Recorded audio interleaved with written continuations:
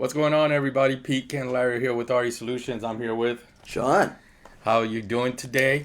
Today we are talking for the PM Talker this week. We're talking about 5 fixes that tenants can actually do at home.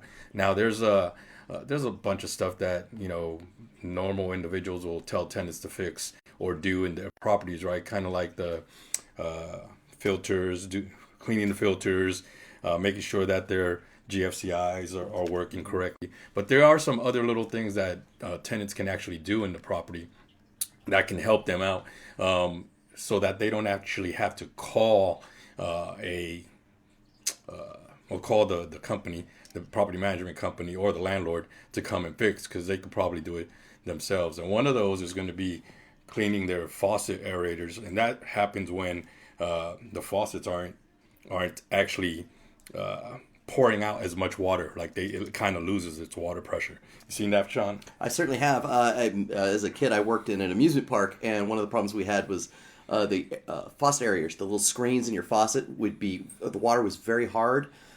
Limestone would fill it up. It would screw up the water pressure in the bathrooms, and it was sort of a cascading effect that went up. Once things pressure was wrong in the bathrooms, it was wrong elsewhere. Yeah. And in an amusement park, it's a real problem. Yeah, I bet. But those faucet aerators are real easy to fix. Basically, they just get unscrewed off, and then once you unscrew it, you can actually run that little screen under the running water to clean it out. And after that, you just screw it back on, and you should have pressure back on there. But Sean did say that the water is full of calcium. Yes. At the water park, obviously here in San Antonio, we have hard water, so there's always stuff collecting there. Now, sometimes you may not be able to just clean it with just water. You may have to take that aerator and put it in a cup with some vinegar, and that will probably clean some of the calcium off before you screw it back on. So not only the faucet aerators, but you can actually do that with shower heads, because the shower heads do have those little screens as well. So you can actually unscrew the shower head off, and I advise tenants to do this. Unscrew the whole shower head off, because it's very simple to do, and then put that whole shower head in a cup or in a plastic bag, a Ziploc bag with some vinegar. Let it sit for a few hours, and then rinse it off and put it back on, and it kind of be like a new shower head. Absolutely. Once those lines are clear and you either replace the screen or clean the screen, it should work just fine. Yeah. So next thing is towel racks. I see that a lot when we go and actually walk properties. A lot of the times the towel racks are loose, and it's not because the towel racks are actually falling off the wall. It's just because they just become loose after people hanging their towels in there, day in, day out. So it's a very simple fix.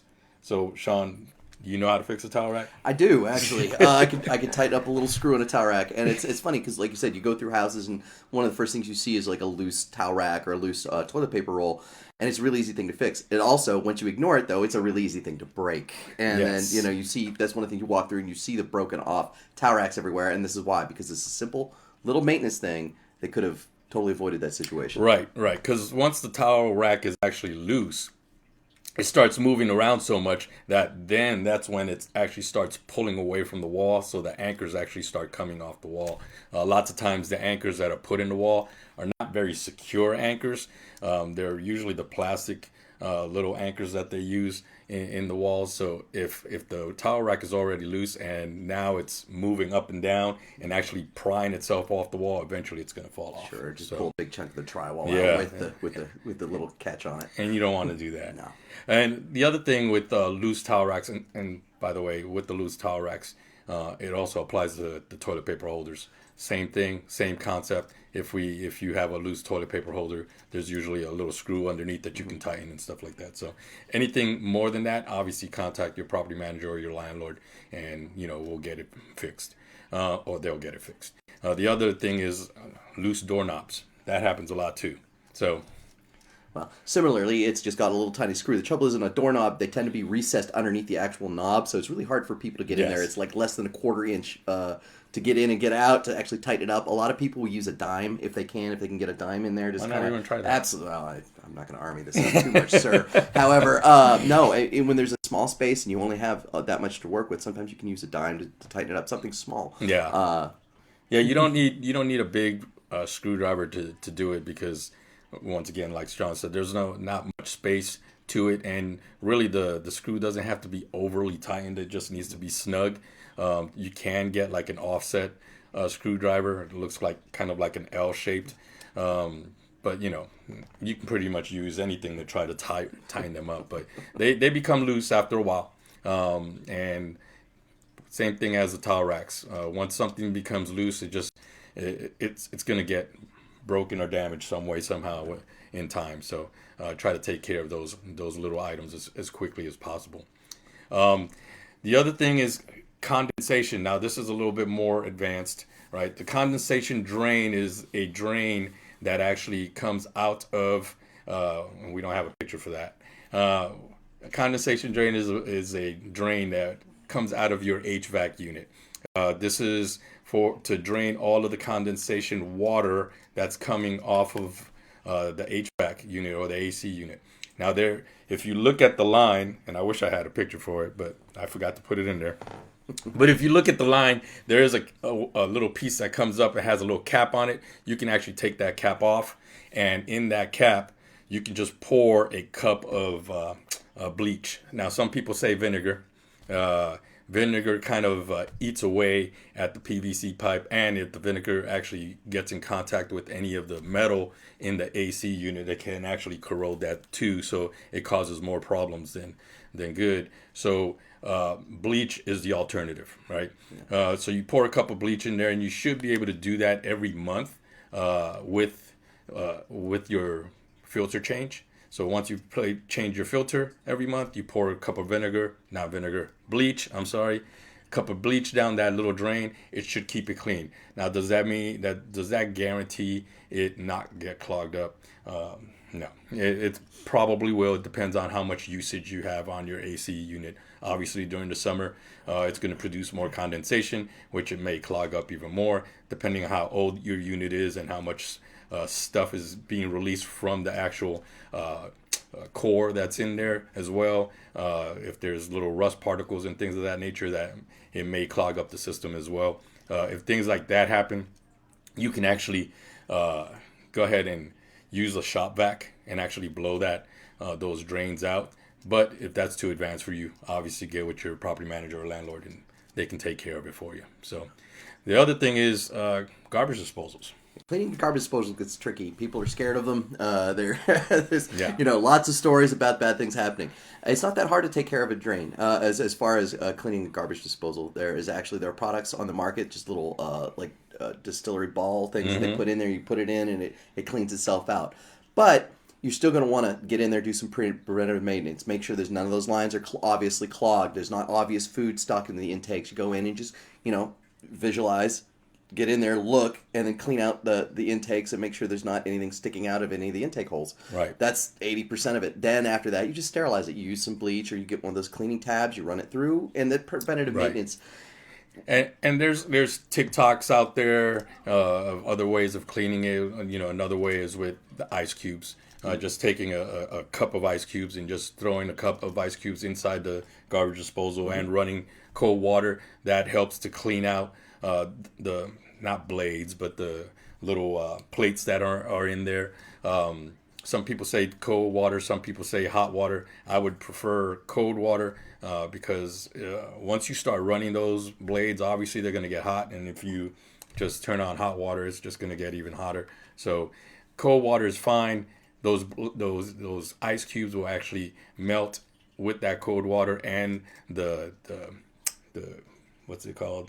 The circulation of those blades, and it'll chomp it down, and it actually helps with kind of sharpening those areas so that it actually cuts down on the food a little bit more, or the stuff that you're putting down the garbage disposal.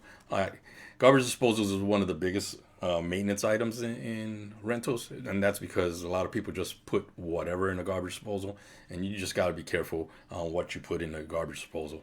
There's a lot of things that you should not be putting in a garbage disposal, and you should Google that and look at the list and stuff. a big majority of that is, and not even a garbage disposal, just a drain, is grease and oil and stuff like that. Oh, sure. Obviously, those things you want to go ahead and actually dispose of separately and not try to throw it down the drain. But it's even worse in a garbage disposal. Another thing that for cleaning drains and garbage disposal is baking soda and vinegar. You've probably seen that before. Just put in some baking soda and then put in some vinegar, and it's going to foam up. It's going to clean the garbage disposal, clean the drain, and then just pour some hot water then, not running the disposal at that time. Just pour some hot water then, and it'll clean out the system pretty well. So you can try that. Garbage disposal, like I said, it's one of the things that you have to use it.